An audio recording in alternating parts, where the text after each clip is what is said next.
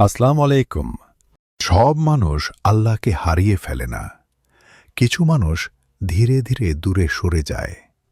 তারা বুঝতেই পারে না কখন দোয়া শুধু মুখে থাকে আর অন্তর ফাঁকা হয়ে যায়।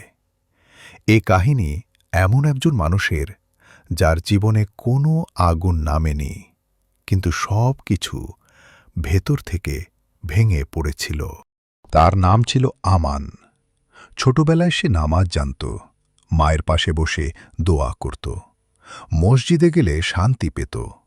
তখন আল্লাহ ছিল জীবনের স্বাভাবিক অংশ, আলাদা করে ভাবতে হতো না। সময় বদলাল, আমান বড় হল।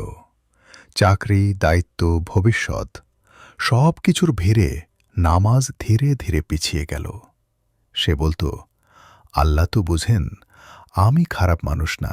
আমান বিয়ে করল, সংসার চলছিল, কিন্তু ঘরে বরকত কম ছিল। কারণ আল্লাহকে জীবনের কেন্দ্র থেকে এক কোণে সরিয়ে দেওয়া হয়েছিল। আমান ব্যবসা শুরু করল, সব সঞ্চয় ঢেলে দিল। একদিন ফোন এলো, পার্টনার উধাও। এক মুহূর্তে সব শেষ। সেই রাতে আমান নামাজে দাঁড়াল, কিন্তু কান্না এলো না। কারণ সে বহু বছর আল্লাহর সাথে কথা বলেনি। দোয়া ছিল, কিন্তু বিশ্বাস দুর্বল। এরপর বাবার মৃত্যু। কবরের পাশে দাঁড়িয়ে আমান ভাবল, আমি কি প্রস্তুত? এই প্রশ্নটা তার বুকের ভেতর স্থায়ী হয়ে গেল। সব ঠিক ছিল, কিন্তু শান্তি ছিল না। রাতে ঘুম আসত না, ভয় না, শুধু শূন্যতা।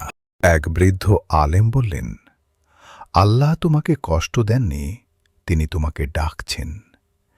এই বাক্যটা আমানকে ভেঙে দিল। আমান হঠাৎ বদলায়নি। সে শুধু ফজরের নামাজ ধরল, তারপর 5 মিনিট কোরআন, ধীরে ধীরে। একদিন সে বুঝল, তার সমস্যা পুরো শেষ হয়নি, কিন্তু হৃদয় শান্ত। এই শান্তিটাই ছিল সব দোয়ার উত্তর। আমরাও আমানের মতো বিপদে আল্লাহকে চাই, সুখে ভুলে যাই, তারপর বলি, দোয়া কবুল হয় না।